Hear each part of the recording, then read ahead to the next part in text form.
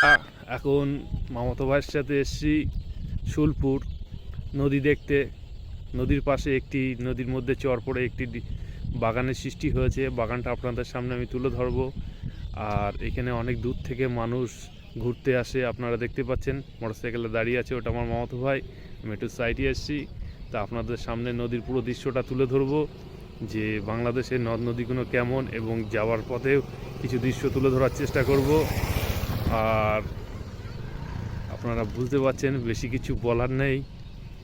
সন্ধে হয়ে এসছে, আসরের নামাজ পড়ে আস্তে আস্তে মাগরিবের রক্ত এসে গিয়েছে। তবু চেষ্টা করছি নদীটা আগে আমি নদীর অন্য সাইডের দৃশ্যটা আপনাদের সামনে তুলে দিচ্ছি। দেখুন কত সুন্দর দৃশ্য একটি। আর সেই সঙ্গে আমি নদীর দৃশ্যটা আমি তুলে ধরছি।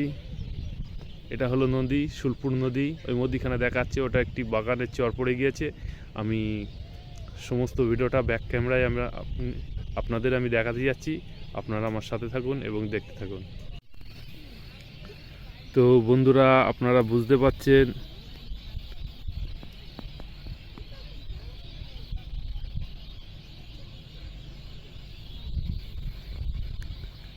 নদীতে এখন ভাটার সময়।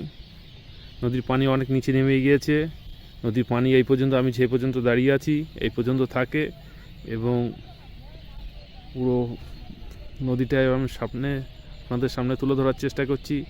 নদীর সাইডে দৃশ্যটা এবং কত মানুষ বসে আছে। আর সবচেয়ে সুন্দর একটি বিষয়, যে ইন্ডিয়ান পাড়ের সেই ইট ভাটাগুলো দেখা যাচ্ছে। ওটা হাসনাবাদের লাইনই আছে।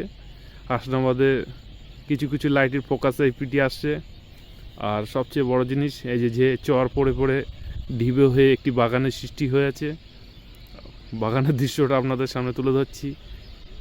নেক্সট আমি ওই বাগানের ভিতরে যাওয়ার খুব ইচ্ছে আছে, কিন্তু এখান থেকে পারমিশন নেই। তবু আমি চেষ্টা করব বাগানে যাওয়ার জন্য, গিয়ে আপনাদের সামনে নতুন একটি সুন্দর ভিডিও নিয়ে আসার চেষ্টা করব, এবং নদীর চারি সাইডের দৃশ্য আপনাদের সামনে আমি সুন্দরভাবে তুলে ধরছি। সেই যে দেখা যাচ্ছে দূরেই একটি পাড় মতো দেখা যাচ্ছে, ওটা হচ্ছে ইন্ডিয়ান পাড়। ওখানে হলো ইন্ডিয়ান ক্যাম্প রয়েছে। কিছু ছোট ছোট লাইটই ফোকাস মোবাইলে আসছে না, তবু বাংলাদেশের পাড়ের দৃশ্যটা আপনাদেরকে দেখাচ্ছি। এই সাইডটা পুরো বাংলাদেশে। দেখুন দূর থেকে মানুষ এসে বসে আছে পার্কের ন্যায়, কত সুন্দরভাবে, যেন রমরমাট একটি দৃশ্য। এখানে অনেক দূর থেকে মানুষ আছে। তাও বন্ধুরা, ভিডিওটা না কেটে পুরো দেখতে থাকুন। এই সাথে সাথে আমরা আপনাদের আরও অনেক কিছু দেখানোর চেষ্টা করছি। আমি যখন নদীর ধারে এসেছি, নদীর ধারে কিছু সাইটের আশেপাশের দৃশ্যটা আপনাদের সামনে তুলে ধরবো।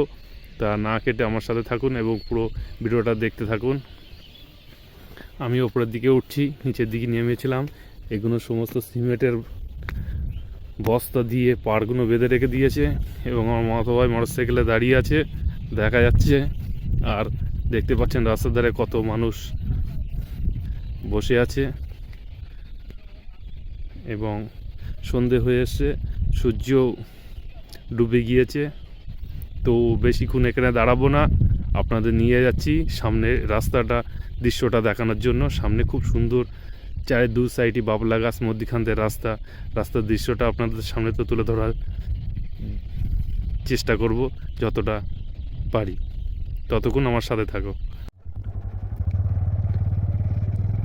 তো বন্ধুরা, আপনারা দেখতে পাচ্ছেন নৌকাগুলো আপনাদের সামনে তুলে ধরছি, যে কত সুন্দরভাবে নৌকাগুলো দাঁড়িয়ে আছে, এখানে রেখে দিয়েছে। এখন জোয়ার এখন প্রয়োজন নেই, আর সমস্ত সব কাটা দিয়ে রেখে দিচ্ছে, এই কারণে কেউ এর ওপরে উঠে যেন না বেড়াতে পারে, এই কারণে। এবং এই সাইডে আপনাদের সামনে তুলে ধরছি আমি নদীর ধারে নৌকাগুলো কত সুন্দরভাবে রেখে দিয়েছে। এই যে দেখুন, ওই যে নদী দেখতে পাচ্ছেন। তা বন্ধুরা, আরও সামনে আর দৃশ্য আমি আপনাদেরকে দেখাচ্ছি। রাস্তাটা দেখুন, কত সুন্দর রাস্তা। রাস্তাটা না দেখলে বোঝা যাবে না, এত সুন্দর রাস্তা, কত সুন্দরভাবে দেখাচ্ছে দু সাইডে। বাংলাদেশের প্রাকৃতিক দৃশ্যটা যেন একটি মন কাড়ানো দৃশ্য। এই দৃশ্যটা আপনাদের সামনে আমি তুলে ধরার জন্য খুব মেহনত করে অনেক দূর থেকে ছুটে এসেছি। তো বন্ধুরা, আমার এই ভিডিওটা পুরো দেখবেন এবং শেয়ার করবেন, যাতে অনেক বন্ধুরা অজানা তথ্যকে জানতে পারে এবং এই ভিডিওটা দেখে উপকৃত হয়।